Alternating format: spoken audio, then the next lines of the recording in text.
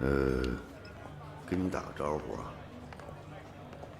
我这同学家里头有一定的背景，上面应该来了不少名媛。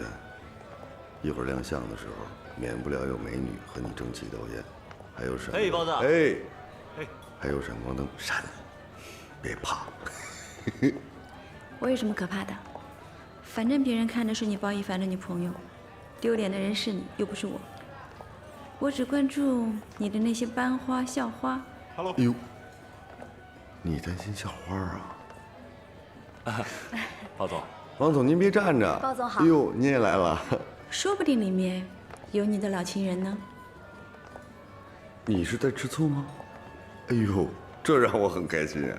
包子来了 ，Hello。我才没有吃醋，我不想长某人的志气。不要说大话。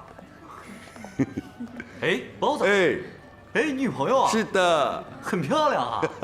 漂亮吧？包总，这谁呀？给介绍介绍呗。我未婚妻。Hello。嗨。你没看见大家都在看你吗？包总你来了。哎呦，女朋友很漂亮。谢谢。我们先去那边聊好了。看见没有？大家都在看你呢。是在看你？看你呢。校花在哪？校花，那个紫色衣服那个，短头发那个，还行吧？那你怎么不过去打招呼啊？嘿，嗨。大哥，对你好冷淡，看样子小曲的长名单里没有他。还真有。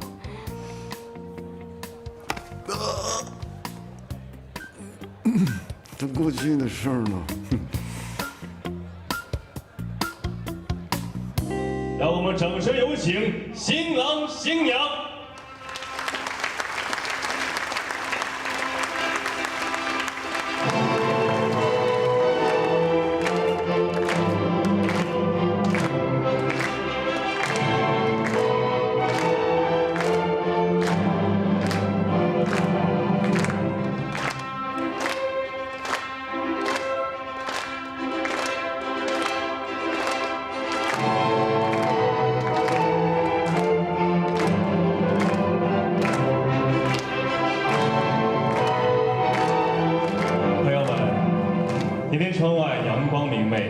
而在这里，有一对新人即将喜结连理。那么，下面就让我们共同来聆听他们爱的誓言。谢谢大家今天来参加我们的婚礼。我们两个人从一开始认识，到今天可以结婚，一路走来真的经历了很多，很不容易。我很感谢你一直以来对我的包容还有宠爱。不管未来会发生什么，我们都会陪伴在彼此的身边，不离不弃。老公，我爱你。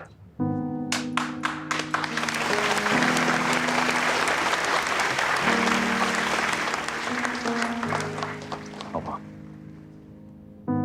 我愿意用我的一生去陪伴你度过漫长的生活。我爱你。这孙子平时嬉皮笑脸的，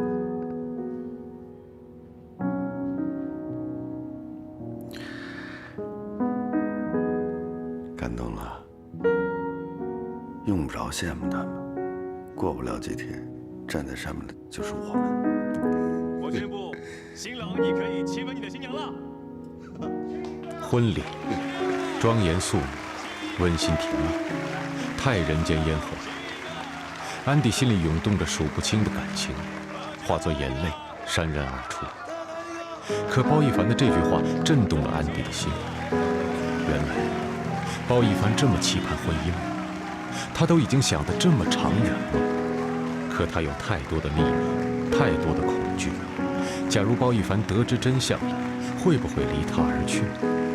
在纽约，安迪曾刚强如铁，无懈可击；在上海，他已经化为凡人，全身软肋。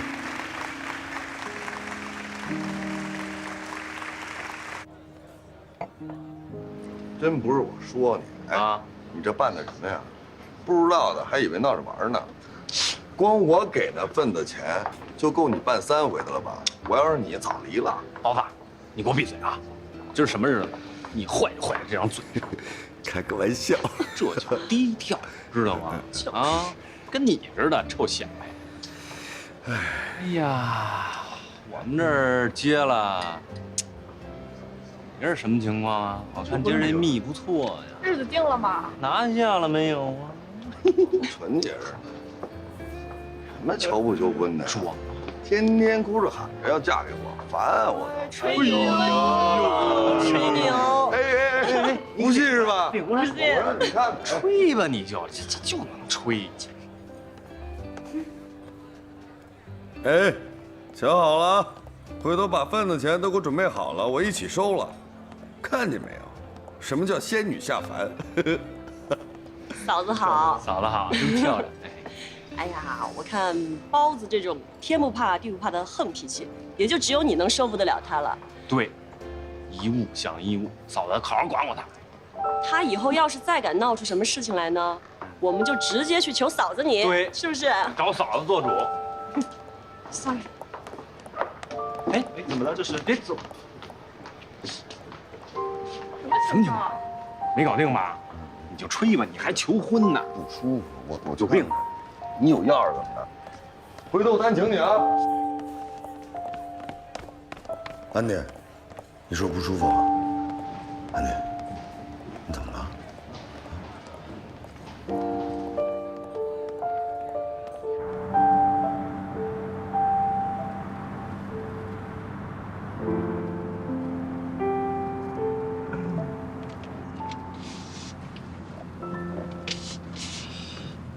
是不是我刚才开的玩笑有点过了？没有啊。其实嫂子也没说错，至少这个世界上只有你能把我收了，对吧，主任？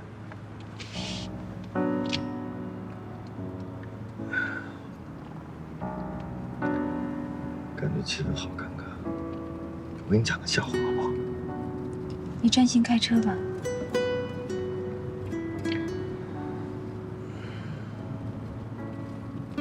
安妮，你跟我在一起，是不是特别的压抑？有吗？还有吗？你自己看看，都在脸上写着呢。哎，明媚、落寞、明媚，多好的对比！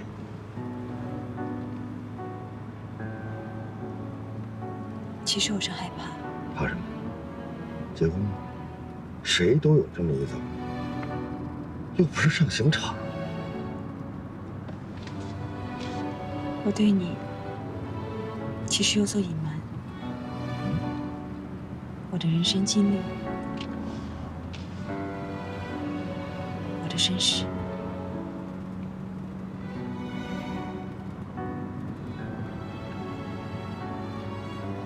如果往事不堪回首，不说也罢，我不在乎。我们得活在当下，对吗？我在乎。看到刚才那场婚礼，我更加觉得，两个人面对爱情，应该更神圣、更真诚、更透明。我有点不理解了，你是对我不够真诚，还是不够透明？别瞎掰了，好吗？哎，你是已婚人士啊，还是在你心里头又藏了一个别的人？不可能，你藏不住。你对我一向坦白，还有什么要说？我的天才，把车靠边，靠边。把车停下来，会有危险。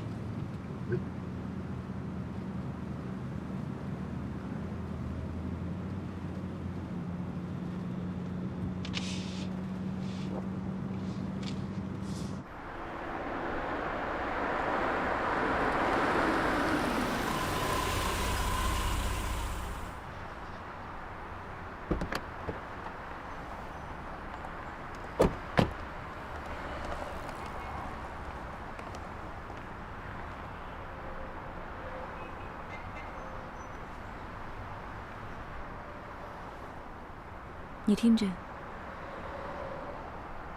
我接下来跟你说的每一句话，都是真实的。我的家人，除了我外公、我父亲，其他的都是精神病人。我妈、我弟弟，甚至还有我那个不知下落、可能已经去世的外婆，都是精神病人。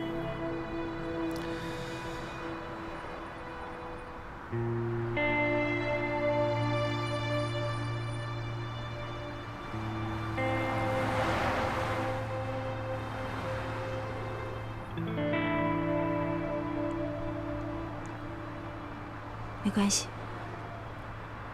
我自己打车回去。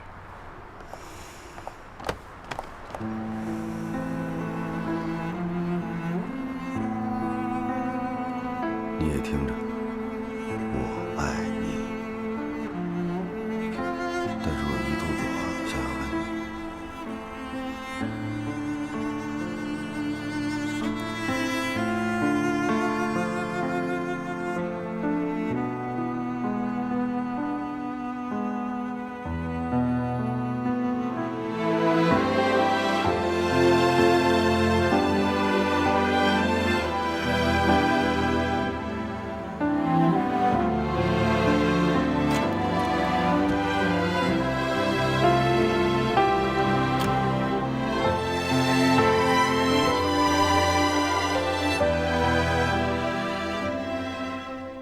谢谢。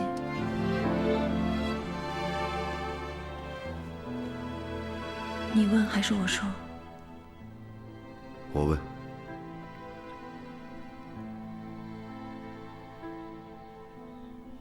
为什么会选择这个时候告诉我这件事？因为我看到今天那场婚礼，其实我一直对我的精神状态表示谨慎并怀疑。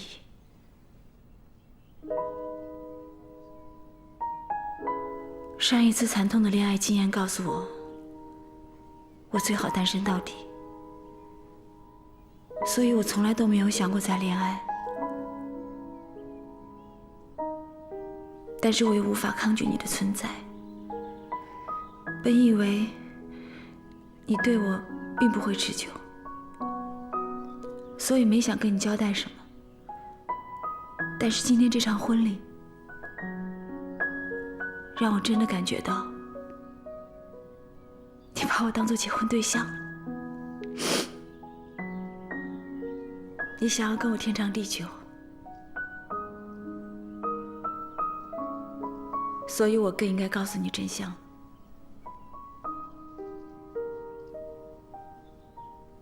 我不可以结婚，对不起，让你镜花水月一场。不过我依然很谢谢你，带给了我那么多的美好。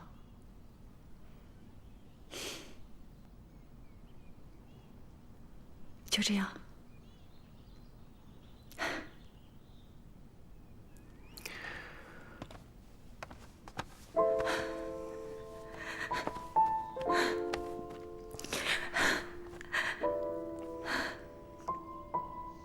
别动，推开我，谁来心疼你？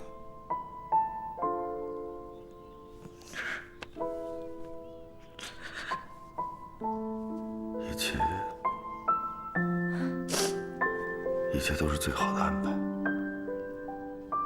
对不起，我不该误会你，我向你检讨。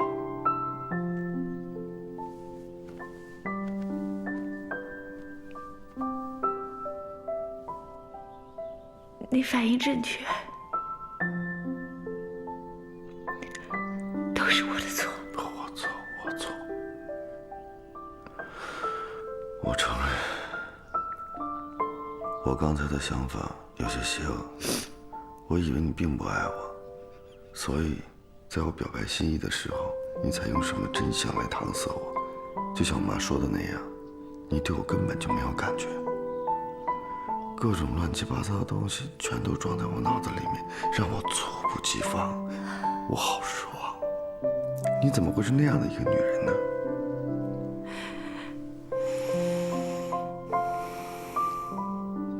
这不是所谓的真相，这是真的真相。我知道，我一直不明白，你这么优秀的女孩，怎么会单纯的那么多年一直等着我出现呢？我现在明白了。是啊，你之前一直在拒绝我，可是真相怎么了？别拿真相推开我，这几个月的感情你放不下。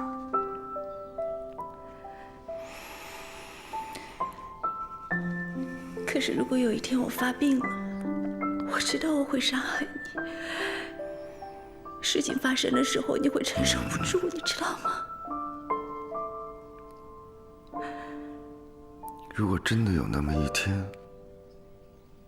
在那天到来之前，我们更应该珍惜我们在一起的每一天。可能在那之前，我会克服。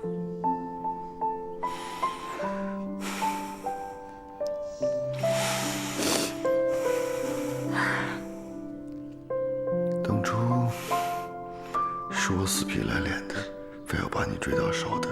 就算将来发生了什么，不怪你，那是我自己的选择。千万不要为了表白态度而让我离开你。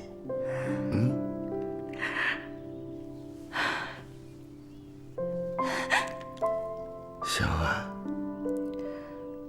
是我们在一起的唯一的理由。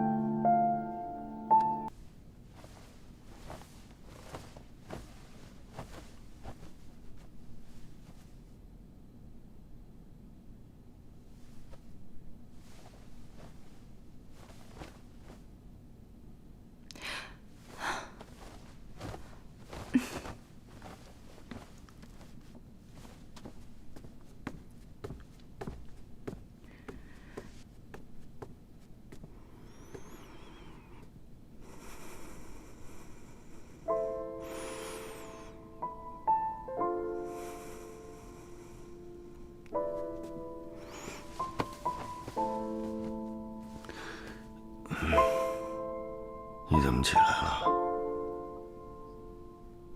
想跟你在一起。别担心，我只是在想一些事情，压力有点大。我压力也好大。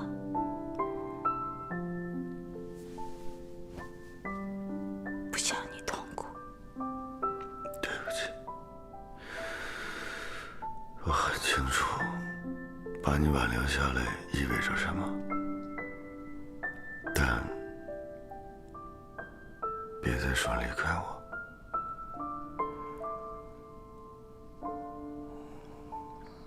哎，我之前跟你讲过我爸妈离婚的事情吗？没有啊。之前是我爸在外边有了别的女人，我妈发现后发动所有亲戚去捉奸，一直闹到法院。为了分割那点财产，什么难听的话都说出来了。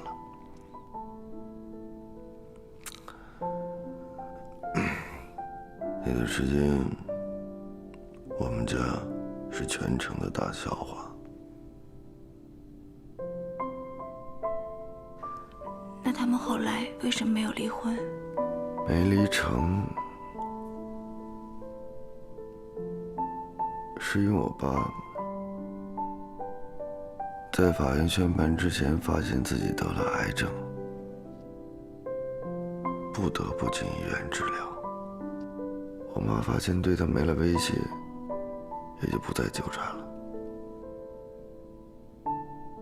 2个人一直将就到现在。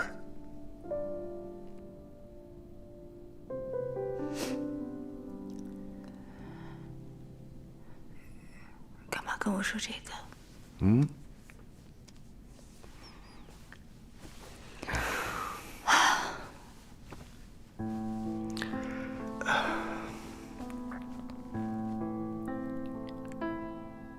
之所以和你说这些，就是想让你明白，家家都有本难念的经。我爸妈勾心斗角几10年，我们家又能好到哪儿去呢？我不是不清楚，你说的那些对于我来讲意味着什么，但是我早就认定你了。相信我，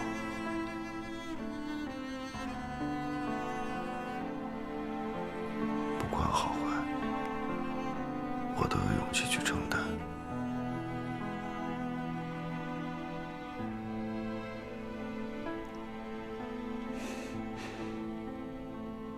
想清楚了。想清楚了，连累你之类的客气话就不要再说了。我来承担你的一切。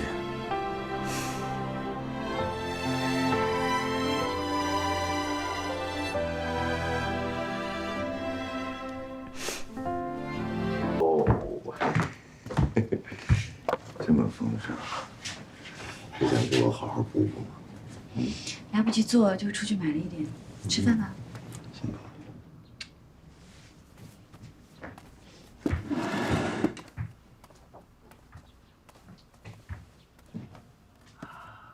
这是牛肉粥。嗯。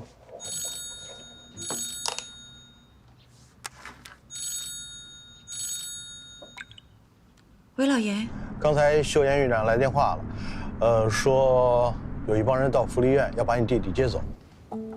是什么人？是之前收养我弟弟，然后把他抛弃那家人吗？可不可以报警？不是那帮人，这帮人是一个男精神病患者的家属，挺潦倒的。他们说这个人是你弟弟的生父，非要把你弟弟接回去抚养。什么意思？就是这个人也是个精神病人，那他怎么抚养我弟弟？问题就在这儿呢。他们说让院长把你每个月交给福利院那1万块钱给他们，我就不知道他们从哪儿打听到的风声了，这不就上门认儿子来了？这1万块钱，对于他们来说能过上1个月不错的日子了啊。但秀妍院长倒是说了，说这个男精神病患者跟你弟弟确实有相像的地方，尤其是发病的时候，特征就是痴呆。难道我弟弟的病遗传不是来自我妈妈？这个事儿现在还真的不知道。不过如果是真的话，对于你来说倒是件好事儿，起码来说遗传概率要低得多了吧？你看这事儿怎么办？反正我觉得从安全角度来说吧，你不适合直接跟他们接触，而且你出面也不方便，要不就交给我来处理吧。你说的对，老爷，这件事情还真的要交给你来帮我处理。我是这么想的，如果他们2个是真的有血缘关系，我可以接受我弟弟被他们接走。可是既然我弟弟已经找到直系亲属了，我也可以不用再去负担这些抚养责任了，对吗？反正从法律角度来讲，应该说得过去。唉，这个事儿，他们肯定不是真心来找小明的。我当然知道，一个亲人在那么多年他都不去认，突然一下跑出来，不就是为了钱吗？要这样的话，我收回月供。他们不光1分钱也拿不到，甚至还要倒贴。这样的话，没几天他就想把我弟弟扔出来了。我可以忍心把我弟弟交给他们几天，我相信他们应该不会把我弟弟饿死吧。如果真的是要拼耐心的话，那我可以跟他赌一把。也只有这样了，只要你忍得住。哦，对了，我还觉得你最近别去福利院再去看他了。如果再碰上那帮人跟你要钱要什么的，主要是他们如果顺着你的线索再找到上海来，那真的你就避不开了。我明白，谢谢提醒。有什么事情，随时给我打电话。我正在去的路上，有事儿我随时告诉你啊。拜拜。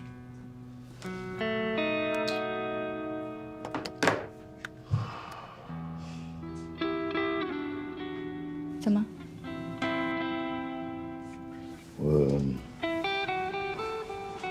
我觉着得赶紧把你弟弟接出来，我给他找个地方，找人专门照顾他，让他远离是非。我之前也是这么打算的，但是把他带大的秀媛院长人真的很好，我弟弟很依赖他，跟他在一起生活也很幸福，所以后来我就每个月给1万块钱生活费，剩下的钱就算是给养老院做慈善。其实这个钱秀媛院长自己拿去用也没关系，没有他就没有我弟弟。主任，你的办法从理论上来讲没有任何问题，可你知道在农村1万块钱意味着什么吗？这帮人绝对不会善罢甘休，很有可能直到弄死你弟弟为止。我这么跟你说吧，全市每个月的工资平均3000左右，农村的收入不过1万2、3，你出手每个月1万块钱，让人疯狂啊！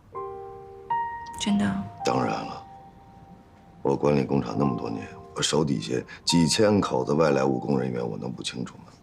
有些地方富庶点还好，有些地方穷山僻壤的，他们连买块香皂、买个牙膏都舍不得。1个月1万，那等于白来的，你让人怎么想啊？你跟老严生活那个圈子，每个月最穷的也得1万8千的吧？你们根本就不懂。要我说，不该把你弟弟放在那儿，1个月1万，足以说服院长让他出来专门照顾你弟弟。真的？能多说几个字吗？没见过你这么单纯的。你把地址给我，去一趟把人接来。最重要的是，我想看看你这弟弟和他那父亲的症状。不要了，这件事情交给老严，就让他处理吧。我不想你插手。我怕你父亲母亲知道这件事情。哎呀，我单独去不会有人知道的。我害怕。逃避，它不是办法。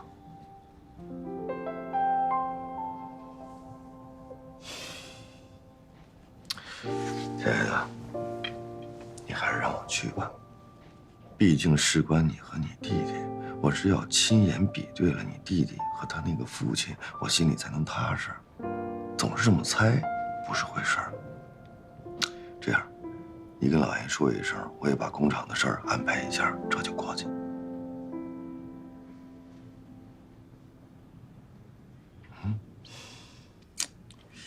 我是在想，其实我弟弟在养老院，跟每一个人都相处得很好，生活也很快乐。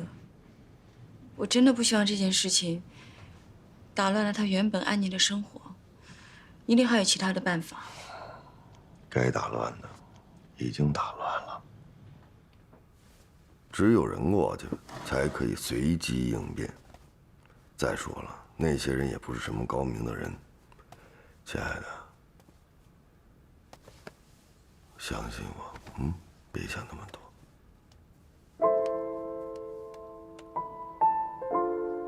说这么半天了，还没给我 morning kiss 呢。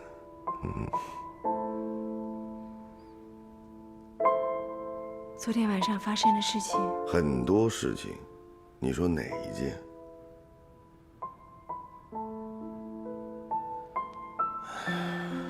心理障碍之类的玩意儿，对于生存来讲，那是奢侈品。如果我们想生活得好，就不能太在意那些。